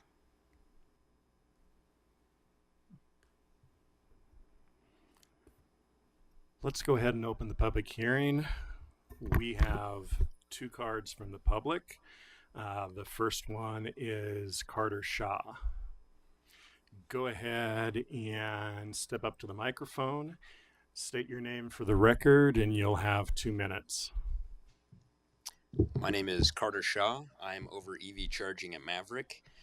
Just want to voice a couple of concerns about the Section 12 of the proposal, where EV chargers are located in front of the store. This will impact the ADA requirements that Maverick adheres to. We place those at the very front of the store. Secondly, this will impact ingress-egress if we have EV vehicles which are towing trailers parked there, or extra long EV vehicles. This poses a fire hazard and a safety hazard to our customers. Also, it would impact fuel deliveries and store deliveries to the store. Also, Maverick operates in 20 states, dozens of municipalities. Many of these states and municipalities have EV requirements, but none stipulate where to place the EV chargers. Typically, we work with the civil engineers and the architects and the electricians to identify the best spot, best place on the property to locate EV chargers. And so far, none of those are in front of the store. Usually it's on the periphery of the property where it's easier to bring in the utilities and safer for the customers. And then finally, just want to be clear, Maverick's not anti-EV charging. We want to work with you guys on this. We want to be proactive. I think the fact that we participated in the NEVI grant and that we were awarded 5 sites and we're the only public or private entity to be awarded multiple sites shows that we're committed to EV. We just want to make it a collaborative effort, and we want to work with you guys on this. Thank you. Thank you. Our next card is John Hill. Go ahead and approach the microphone, state your name for the record, and you'll have 2 minutes. I'm John Hill. I'm the Executive Director for the Utah Petroleum Marketers and Retailers Association. We are a member of an 8-state regional organization, the Western Petroleum Marketers and Retailers, and we represent 80 plus marketers in the state. Those are mostly small businesses, many of them in Salt Lake and all around Utah. And we're worried about this proposed zoning amendment, especially for the existing owners and families who've put in substantial investments in their businesses and site locations, only to have their existing long-term site zoning approvals withdrawn or rescinded. Ms. Martinez mentioned that, there's no regulations covering these things. Well, the EPA and the Department of Environmental Quality have very strict regulations that we have to follow on underground storage tanks and above ground storage tanks. And this kind of zoning, if you tamper with a tank, it sounds like they're now going to be subject to these new regulations. I was just at a DEQ underground storage tank task force this afternoon, and there is an owner that has a 40-year-old tank, and He does not have to replace it or change it out, even though it is going to fail eventually. It's on the underground storage tank fund, and so eventually the state is going to have to clean it up. But he does not have to take it out. He wants to, but he doesn't have the money, and he wants to get a loan. I shouldn't go into great detail on this because this would stop him from pulling that tank and putting in a safer tank. So it would, I think it really hurts the secondary groundwater recharge area provision of this zoning amendment if all of a sudden, he's not going to want to make any changes. Yeah. That's 2 minutes. Don't I get 5 because I'm a regular? It is, that only applies to officials, organizations that are registered with the city. Oh, okay. Well then, okay. Well, I've already submitted some, and I mean, I have to echo the EV issue as well. This should be a statewide, this is a national-wide thing. It should not be a city imposing these regulations. Thank you. Thank you. Anyone else from the public who would like to give comment? Go ahead and approach the microphone. State your name for the record, and you'll have 2 minutes. Elliot Christensen. Many of you may know my brother Carlton that was on the city council for 16 years. My baby brother. I am the owner of a convenience store. I'm a single mom and pop store that will not be impacted by this. I'm at California Avenue and I-215 area. We have less than an acre though, about 0.9. And if we did try to do anything with it in the future, the new ordinance is prohibitive with regard to stormwater detention. So that's the area I'd like to focus mainly. Basically, the mom and pops will not be able to be created within the city with this ordinance. It'll all be the Mavericks and the Costco's, the large holiday oil type users. So I'm also, for 45 years, have been managing 50% or 60% approximately of the water that runs out of Salt Lake Valley to Great Salt Lake. We serve the 2 canal companies I manage, serve the wetlands for National Audubon Society, for 15 duck clubs for Salt Lake City's wetland preservation mitigation site and Kennecott's mitigation site. So I'm quite familiar with the need for water to Great Salt Lake. And this ordinance is 180 degrees away from helping Great Salt Lake. And particularly the west side of I-15. All of us are sitting, pretend right now, in the body of the Great Salt Lake. The Great Salt Lake right now is how deep? It's as deep as this ceiling. It's 20 feet deep. 90 miles long, 45 miles wide, but only 20 feet deep. And my 45 years of building canals out in the inland port area, north and west of the airport, the lake is solid clay as a liner. No groundwater seeps into the lake. 0 groundwater. So it's very different than Utah Lake, Bear Lake, or Fish Lake. So we need more runoff coming into it. And all of the dozen wells that I'm familiar with in the northwest area all have 300 sulfates and sodium and 2,000 TDS. Water quality is not drinkable. So let's revise the ordinance and not require on-site stormwater detention. I was on Public Utilities Advisory Board for 8 years. The infrastructure to handle stormwater is plentiful. Let's let Great Salt Lake receive that stormwater and keep the little guys in the gas station business. Thank you. Anyone else who would like to give public comment? Any emails that have been received? Thank you. We'll go ahead and close the public comment and bring it back to the commission for questions and a motion. Diana, how much did you work with the associations that are represented by the people that spoke this evening and the ones who put their 2 cents into the public comment? Work with? Yes, work with, as in, sit down with, go over potential regulations, so forth. Not at all. Okay. So they did submit letters at the time that we were posting about the meeting coming up. We did work with the state very much, Yeah, for you months. said that. And the 2 city departments. Thank you.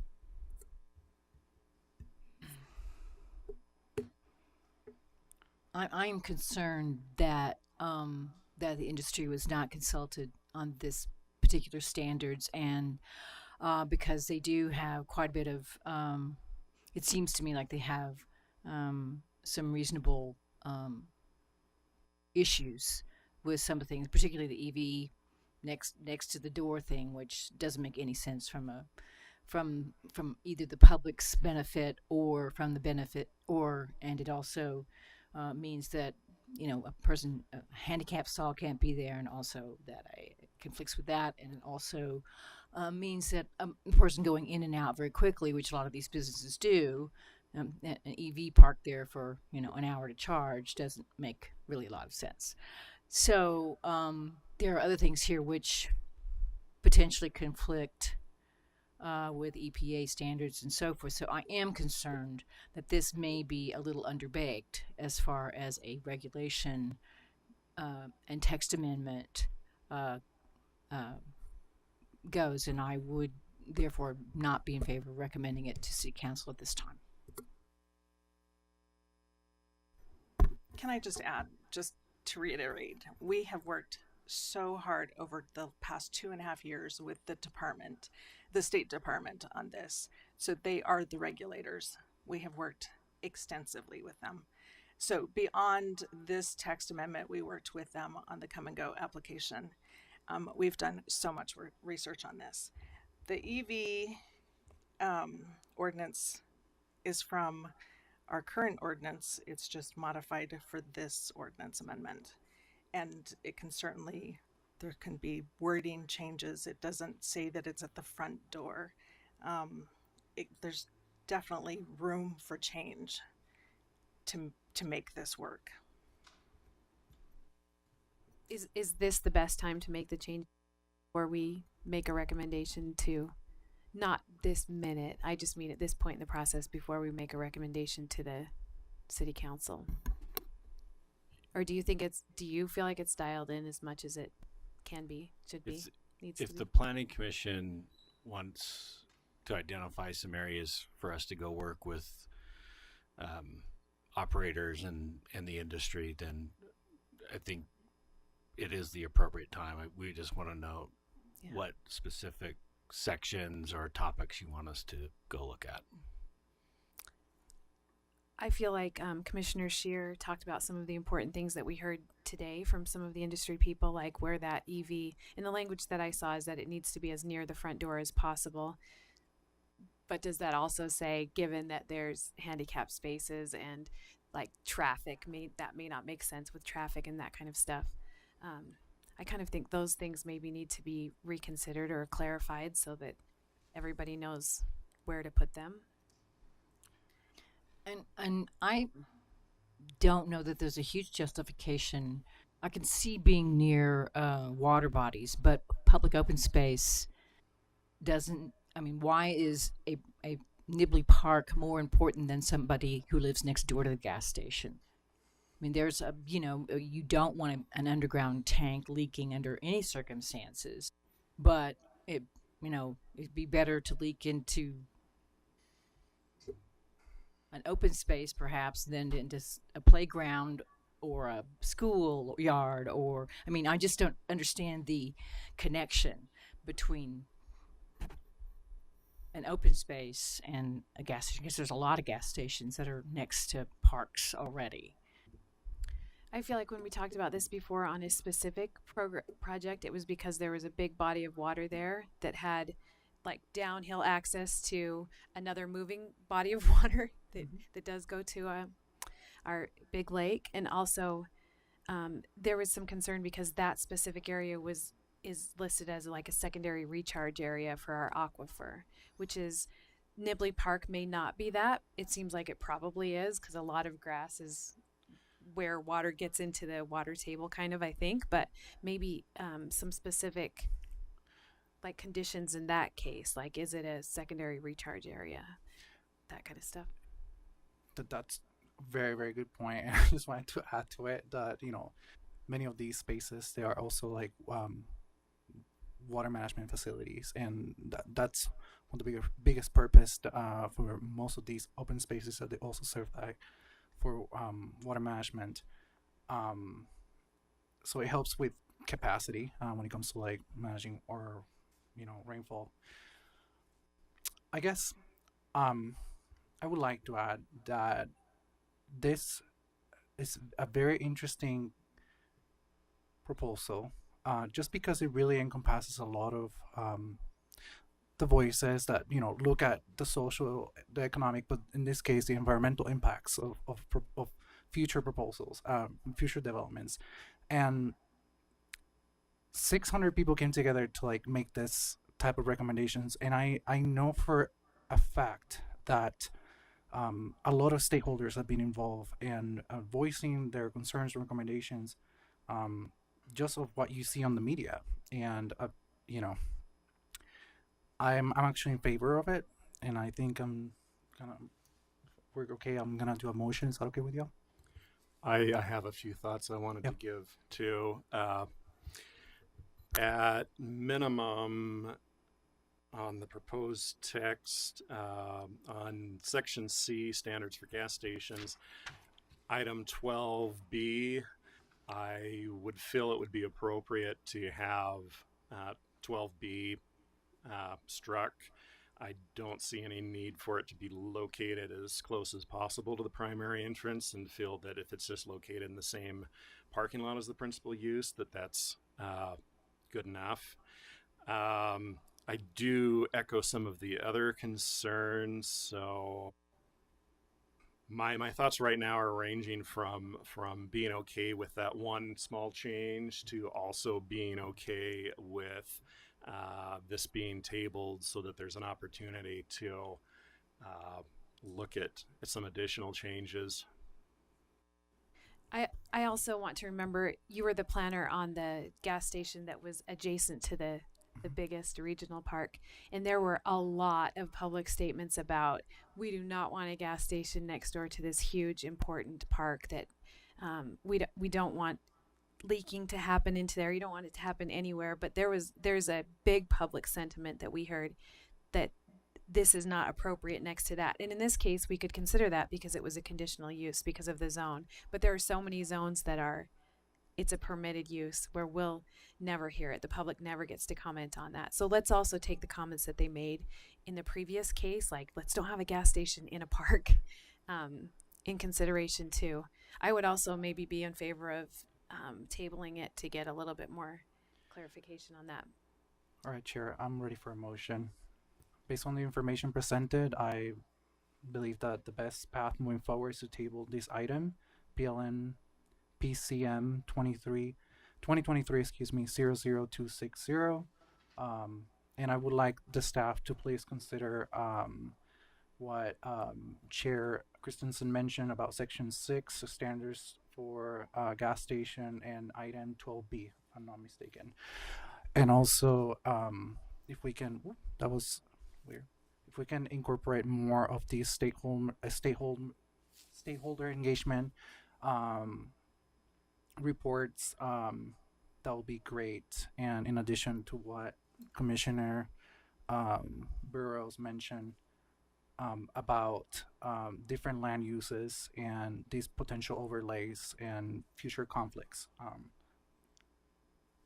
With that will be my motion. I'll second that. I'd make maybe a friendly amendment to keep the public comment open. Yes. We have a motion from Commissioner Santos Rivera and a second from Commissioner Scheer. And this is a motion to table keeping the public comment open. Any comments or any discussion to the motion? Outside of the 12B, which I get we could just strike, I'm still a little unclear exactly what the direction we're giving them to research into is. So I would like to understand that. Yeah, the direction would be to for planning staff to review our comments that we've given and use that to guide changes to the text amendment. And to consult stakeholders that are involved in the industry. Yes.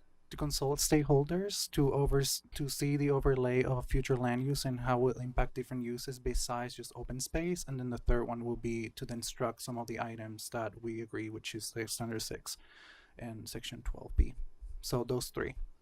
And just more time for us to actually discuss it, and then when it comes back to us, then we will have another public hearing, and then we will decide what the best path moving forward is, and then we can decide whether or not we want to approve it, deny it, or have any other more conditional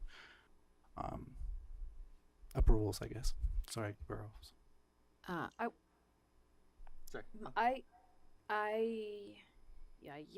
want to clarify that my direction wouldn't be to water this down in any way, just like non-essential things like where are these charging stations, like that kind of thing. Can we reconsider that to make it work better for the business, whereas we're still maintaining all of the public concern about separating those uses, kind of open space and recreation from fueling. That would be the direction I would say, not to water it down, not to say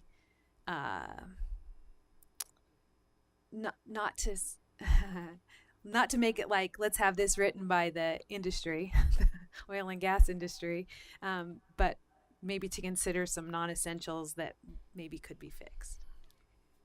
Mr. Chair, this seems to have strayed quite a bit from the original motion and the friendly motion. So I think it would be, well, one, the friendly amendment has to be agreed to by the original motioner and the seconder. But there's been some other things that people have discussed since then that I think you may want to consider making an updated motion that encompasses those things that people want. Yes. Can we have the maker of the motion restate it and include the friendly amendment too? Thus far, I have three things. I don't know, Burris, do you have a verbiage for the fourth item? What are the three things? Sorry. We have one for striking down. Oops, I eliminated it. 12B, the electrical. Section 6. Section C 12B. Yeah. Section C 12B. Thank you. Section C 12B, to strike that down, and then to engage further with other stakeholders and community members, and to gather more information about their inputs. I mean, what we have so far is great. We just want to hear more. And then the third one would be to kind of get an inventory, or I guess a map of what the overlay of this proposed text amendment would impact other usage or other land uses besides just open space. I hope this makes sense. And then Burrows, you mentioned an important point, so if you can give me the verbiage, I'll add it to it. So I don't fully understand the overlay part. Yeah. Commissioner Burrows mentioned that it was important to kind of like see what other uses besides open space will be impacted by this text amendment. And Commissioner Scheer also mentioned the same, like, you know, whether or not there's going to be, you know, a childcare facility nearby. I think she mentioned a park. So what other instances where other uses will be impacted, that it will not only be open space. Okay. We'll figure it out, I guess. Yeah.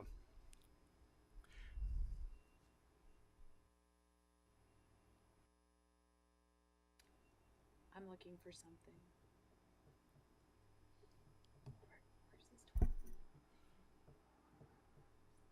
Sorry if I broke that.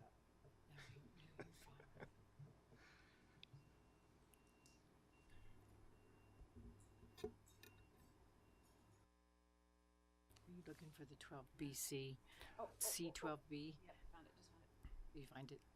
You okay? Okay. Well, Chair, I would like to retrieve my motion. Just let other people do it. Yes, if anyone Yeah, would let's do like that. to give this an attempt, go ahead. You want to do it? You do it. Mr. Chair, I'd like to move that we table this item to give the better consideration of the EV location, so that it doesn't conflict with the business that's a kind of in and out business, and also to engage further with stakeholders both from the industry and from the community. And I believe that what we were discussing was having a better sense of where in the city this would actually be applicable. Second. We have a motion to table from Commissioner Shear and a second from Commissioner Burrows. There Sorry, was also Mr. the request to keep to have the public hearing open. Yes. Yes, I will also add that to the motion to keep the public hearing open. Is there a date that this would be tabled to, or a time frame? I think it's best if we just allow staff to take the time that they need to. And bring it back when they feel ready. Okay. Yes. So yes, we have a motion from Commissioner Shear and a second from Commissioner Burrows. Any discussion to the motion? We will go ahead and vote on this motion to table. Commissioner Tuttle. Yes. Commissioner Scott. Commissioner Burrows. Yes. Commissioner Shear. Yes. Commissioner Kratzik. Yes. Commissioner Santos Rivera. Yes. And the chair will also vote yes. That motion to table passes unanimously.